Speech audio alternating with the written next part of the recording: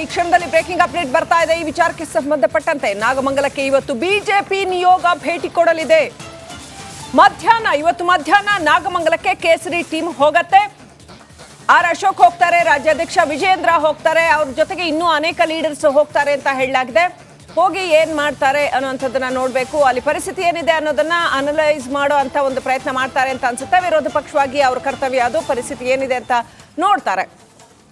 ವಿರೋಧ ಪಕ್ಷದ ನಾಯಕ ಆರ್ ಅಶೋಕ್ ಹಾಗೂ ಬಿಜೆಪಿ ರಾಜ್ಯಾಧ್ಯಕ್ಷ ವಿಜೇಂದ್ರ ಇವತ್ತು ನಾಗಮಂಗಲಕ್ಕೆ ಮಧ್ಯಾಹ್ನ ಭೇಟಿ ಕೊಡ್ತಾರಂತೆ. ಕೇಸರಿ ಟೀಮ್ ಭೇಟಿ ಕೊಡಲಿದೆ. ಇನ್ನೂ ಅನೇಕ ಹಿರಿಯ ಮುಖಂಡರುಗಳು ಸಾಥ್ ಕೊಡ್ತಾರೆ ಇವರಿಗೆ ಅಂತ ಹೇಳಲಾಗಿದೆ. ಸೊ ಆರ್ ಅಶೋಕ್ ವಿಜೇಂದ್ರ ನೇತೃತ್ವದ ನಿಯೋಗ ಇವತ್ತು ಮಧ್ಯಾಹ್ನ ನಾಗಮಂಗಲಕ್ಕೆ ಭೇಟಿ ಕೊಡತ್ತೆ.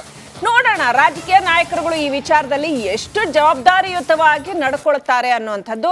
ಈಗ ಶ್ರುತಿ ನೀವು ಮಾತಾಡ್ತಾ ಇದ್ದಾಗೆ ಪೊಲಿಟಿಕಲ್ ಮಂಡ್ಯದಲ್ಲಿ ಧ್ವಜದಂಗಲ್ ಆದಾಗ ಹಿಂಗೆ ಆಯ್ತು. ರಾಜಕೀಯ ನಾಯಕರು ಹೋದ್ರು, ಅದು ರಾಜಕೀಯ ಸ್ವರೂಪ ಪಡೆದುಕೊಳ್ತು. ಬಟ್ ಅದು ಬೇರೆ ರೀತಿಯ ತಿರುವುಗಳನ್ನ ಪಡೆದುಕೊಂಡಿದ್ದನ್ನ ನಾವು ಗಮನಿಸಿದ್ವಿ. ಅಲ್ಲಿ ಆಗಿರೋ ಗಲಾಟೆ ವಿಚಾರಕ್ಕೆ ಸಂಬಂಧಪಟ್ಟಂತೆ ಗ್ರಾಮಸ್ಥರು ಪಾಪ ನಾವು ಹಂಗಿಲ್ಲ, ನಮ್ಮನ್ನು ಬಿಟ್ಬಿಡಿ ಅನ್ನೋ ಮಟ್ಟಿಗೆ ಬಂದ್ಬಿಡ್ತು ಅಂತ. ಅದು ರಾಜಕೀಯ ವ್ಯಕ್ತಿಗಳು ಅದನ್ನ ರಾಜಕೀಯವಾಗಿ ಬಳಸ್ಕೊಳ್ಳೋದು ಹೋದ್ರೇನೆ ಇನ್ನಷ್ಟು ಅದು ಪೊಲಿಟಿಸೈಸ್ ಆಗೋ ಚಾನ್ಸಸ್ ಇರುತ್ತೆ.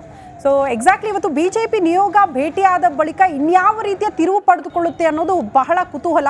ದಯವಿಟ್ಟು ರಾಜಕೀಯ ವ್ಯಕ್ತಿಗಳು ಇದರಲ್ಲಿ ರಾಜಕೀಯ ಮಾಡೋದು ಬೇಡ. ಯಾರು ಕಿಡಿಗೇಡಿಗಳು, ದುಷ್ಕರ್ಮಿಗಳು, ಈ ದುಷ್ಕೃತ್ಯ ಎಸಗಿದ್ದಾರಲ್ಲ, ಈ ಗಲಭೆಗೆ ಕಾರಣ ಹಾಕಿದ್ದಾರಲ್ಲ, ಕಾನೂನು ಸುವ್ಯವಸ್ಥೆಯನ್ನ ಹದಗೆಡಿಸಿದ್ದಾರಲ್ಲ, ಕಾನೂನನ್ನ ಕೈಗೆತ್ಕೊಂಡಿದ್ದಾರಲ್ಲ, ಈ ರೀತಿ ಗಲಭೆ ಎಬ್ಬಿಸಿ ಅಂತವರ ವಿರುದ್ಧ ನಿರ್ದಾಕ್ಷಿಣ್ಯ ಕ್ರಮ ಆಗಬೇಕಷ್ಟೇ.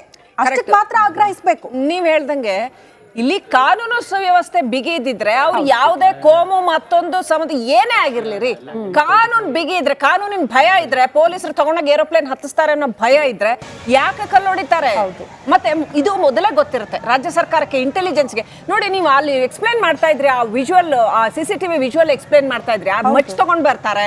ಎಷ್ಟೊಂದು ಜನ ಅವ್ರು ಪ್ರಿಪೇರ್ಡ್ ಆಗಿ ಬಂದಿದ್ದಾರೆ, ಫುಲಿ ಪ್ರಿಪೇರ್ಡ್ ಆಗಿ ಬಂದಿದ್ದಾರೆ. ಅವ್ರು ಮಾಸ್ಕ್ ಹಾಕೊಂಡು, ಮಚ್ ತಗೊಂಡು, ಕಲ್ ತಗೊಂಡು, ಹಿಂಗೆ ಪ್ರಿಪರೇಷನ್ ಮಾಡ್ಬೇಕು ಅಂದ್ರೆ ಕನಿಷ್ಠ 2 ದಿನ ಟೈಮ್ ಬೇಕು. ಕನಿಷ್ಠ ಮಿನಿಮಮ್ 1-1.5 ದಿನ ಟೈಮ್ ಬೇಕು.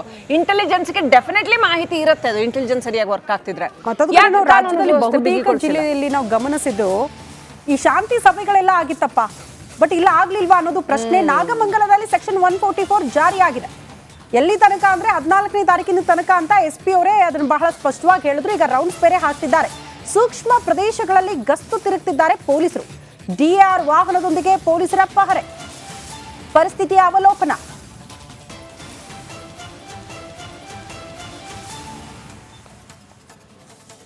ಈ ಬಗ್ಗೆ ಮತ್ತಷ್ಟು ಡೀಟೇಲ್ಸ್ ಅನ್ನ ಕೊಡೋದಕ್ಕೆ ನನ್ನ ಸಹೋದ್ಯೋಗಿ ರಂಜಿತ್ ಸ್ಪಾಟ್ ಇಂದ ನೇರ ಸಂಪರ್ಕದಲ್ಲಿ ಜಾಯಿನ್ ಆಗ್ತಿದ್ದಾರೆ. ರಂಜಿತ್, ಈಗ ಪ್ರಶ್ನೆ ಇದ್ದಿದ್ದೇನು ಗೊತ್ತಾ, ಈದ್ ಮಿಲಾದ್ ಮತ್ತೊಂದು ಕಡೆ ಗಣೇಶ ಉತ್ಸವ ಎರಡು ಒಟ್ಟೊಟ್ಟಿಗೆ ಬಂದಿದೆ ಅಂತ ಬಹುತೇಕ ಜಿಲ್ಲೆಗಳಲ್ಲಿ ಶಾಂತಿ ಸಭೆಗಳನ್ನ ಮಾಡಿದ್ರು. ಈ ಗಲಾಟೆ ಗಲಭೆ ಯಾವುದು ಕೂಡ ಆಗಬಾರದು, ಶಾಂತಿ ಪ್ರಿಯರು ನಾವು, ಹಾಗಾಗಿ ಶಾಂತಿಯುತವಾಗಿ ಸಂಭ್ರಮದಿಂದ ಹಬ್ಬಗಳ ಆಚರಣೆ ಆಗಬೇಕು ಅಂತ. ಬಟ್ ನಾಗಮಂಗಲ ಹೇಳಿ ಕೇಳಿ ಅದು ಕೂಡ ಸೂಕ್ಷ್ಮ ಪ್ರದೇಶ, ಪ್ರತಿ ಬಾರಿ ಗಲಾಟೆ ಗದ್ದಲಕ್ಕೆ ಸಾಕ್ಷಿಯಾಗಿತ್ತಂತೆ ಸ್ಥಳೀಯರೇ ಹೇಳ್ತಿದ್ದಾರೆ. ಆದ್ರೂ ಕೂಡ ಪೊಲೀಸರು ಯಾಕೆ ಅಲರ್ಟ್ ಆಗಿರ್ಲಿಲ್ಲ ಅನ್ನೋದು ಪ್ರಶ್ನೆ.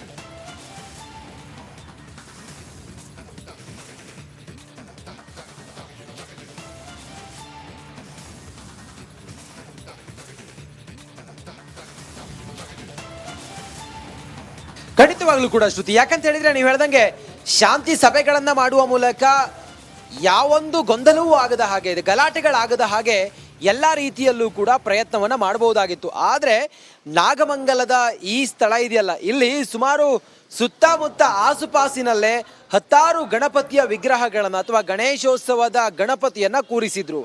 ಅದರ ಮೊದಲ ಗಣಪತಿಯ ಮೆರವಣಿಗೆ ನಿನ್ನೆ ರಾತ್ರಿ ಬರೋದಿತ್ತು.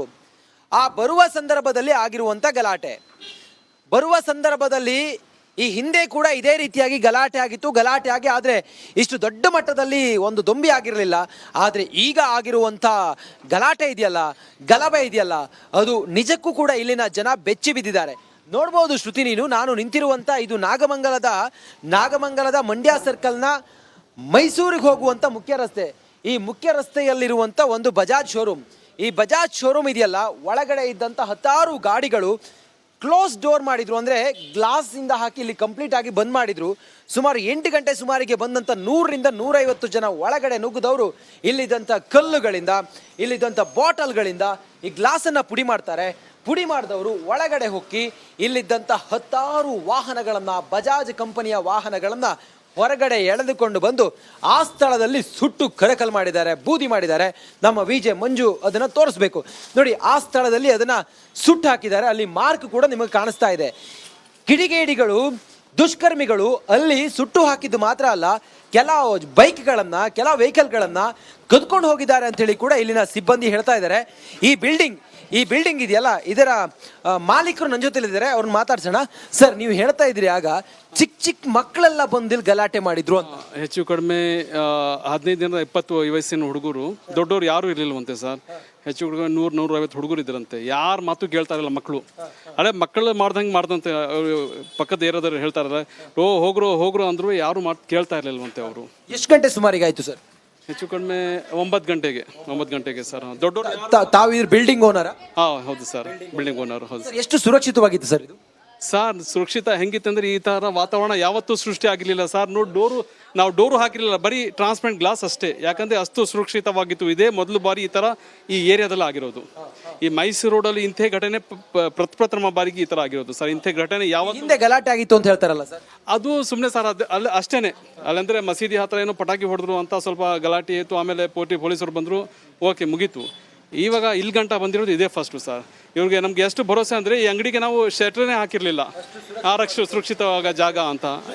ಮತ್ತೊಂದ್ ಕಡೆಯಲ್ಲಿ ಶ್ರುತಿ, ಈ ಬಜಾಜ್ ಕಂಪನಿಯ ಮ್ಯಾನೇಜರ್ ಕೂಡ ನಮ್ಮ ಜೊತೆ ಇದ್ದಾರೆ, ಅವ್ರನ್ನು ಮಾತಾಡ್ಸೋಣ.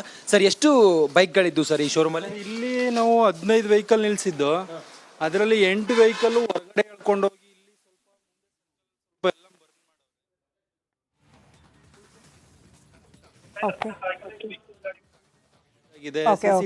ಜಖಮ್ ಮಾಡವ್ರೆ. ಇಲ್ಲಿ ಪೆಟ್ರೋಲ್ ಹಾಕಿ ಹಚ್ಚಕ್ ಟ್ರೈ ಮಾಡವ್ರೆ, ಅದ್ರ ಹಚ್ಚಕ್ ಆಗಿಲ್ಲ. ಓಕೆ, ಅವ್ರ ವಾಯ್ಸ್ ಬ್ರೇಕ್ ಆಗ್ತಿದೆ. ಮತ್ತೊಮ್ಮೆ ಅವ್ರು ಏನು ಹೇಳಿದ್ರು ಅನ್ನೋದನ್ನ ಕೂಡ ತೋರಿಸ್ತೀವಿ. ಅವರು ಹೇಳ್ತಾ ಇದ್ದಾರೆ, ಅಟ್ ದ ಫಸ್ಟ್ ಟೈಮ್ ಇಂಥ ದೊಡ್ಡ ಮಟ್ಟದ ಗಲಾಟೆ ಆಗಿದ್ದು. ಆದರೆ ಲಾಸ್ಟ್ ಟೈಮ್ ಕೂಡ ಆಗಿತ್ತು, ಎಲ್ಲೋ ಒಂದ್ ಕಡೆ ದರ್ಗಾ ಕಡೆ ಪಟಾಕಿ ಹೊಡೆದ್ರು ಅನ್ನೋ ಕಾರಣಕ್ಕೆ ಗಲಾಟೆ ಆಯಿತು. ಬಟ್ ಪೊಲೀಸರು ಎಂಟ್ರಿ ಆದ ಬಳಿಕ ಪರಿಸ್ಥಿತಿನ ತಿಳಿಗೊಳಿಸಿದ್ರು ಅಂತ. ಈ ಬಾರಿ ಪ್ರೀ ಪ್ಲಾನ್ಡ್ ಇದು, ಅಂದ್ರೆ ಉದ್ದೇಶ ಇಟ್ಕೊಂಡೇ ಬಂದಿದ್ರು, ಗಲಾಟೆ ಮಾಡಲೇಬೇಕು, ಗಲಭೆ ಎಬ್ಬಿಸ್ಲೇಬೇಕು ಅಂತ. 18-19 ವರ್ಷದ ಯುವಕರು ಇದ್ರು ಅಂತ ಹೇಳ್ತಾ ಇದ್ರು ಅವರು. ಯಾಕಂದ್ರೆ ಅವ್ರನ್ನ ಬ್ರೈನ್ ವಾಶ್ ಮಾಡೋದು ಈಸಿ. ಜೋಶ್ ಹತ್ತಿಸ್ಬಿಟ್ಟು ಅವರಿಗೆ ಮಾಡ್ರೋ ಹೋಗ್ರೋ ಅಂತ ಹೇಳಿ ಅವ್ರನ್ನ ಕಳಿಸ್ಬಿಡ್ತಾರೆ. ನೋಡಿ, ಇವರು ಇದ್ರ ಹಿಂದೆ ಯಾರೋ ಇರ್ತಾರೆ, ಇದ್ರ ಹಿಂದೆ ಡೆಫಿನೆಟ್ಲಿ ಯಾರೋ ಇರ್ತಾರೆ. ಇದು ಯಾರಿಗೂ ಗೊತ್ತಿಲ್ದಿರೋದೇನಲ್ಲ, ಓಪನ್ ಸೀಕ್ರೆಟ್ ಇದು. ಮಂಡ್ಯದಲ್ಲಿ ಗೊತ್ತಿಲ್ವಾ ಇಷ್ಟು ದೊಡ್ಡ ಗಲಾಟೆ? ಈ 15-20 ವರ್ಷ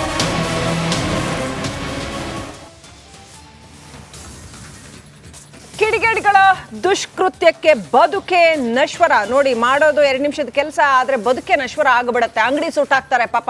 ಬಡವರ ಅಂಗಡಿ ಆದ್ರೆ ಅವ್ರು ಏನ್ ಮಾಡ್ಬೇಕು? ಇಷ್ಟು ವರ್ಷ ದುಡಿದಿದ್ದೆಲ್ಲ ನೀರ್ನಲ್ಲಿ ಹೋಮ ಆಗೋಯ್ತು ಅಂತ ಕಣ್ಣೀರು ಹಾಕ್ತಾ ಇದ್ದಾರೆ ವ್ಯಾಪಾರಸ್ಥರು. ಲಕ್ಷಾಂತರ ರೂಪಾಯಿ.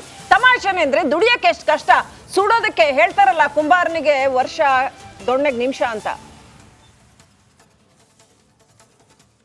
ನಾಗಮಂಗಲದಲ್ಲಿ ನಡೆದಂಥ ಗಲಭೆಯಲ್ಲಿ ಕಿಡಿಗೇಡಿಗಳು ದುಷ್ಕೃತ್ಯವನ್ನ ಮೆರೆದಿದ್ದಾರೆ.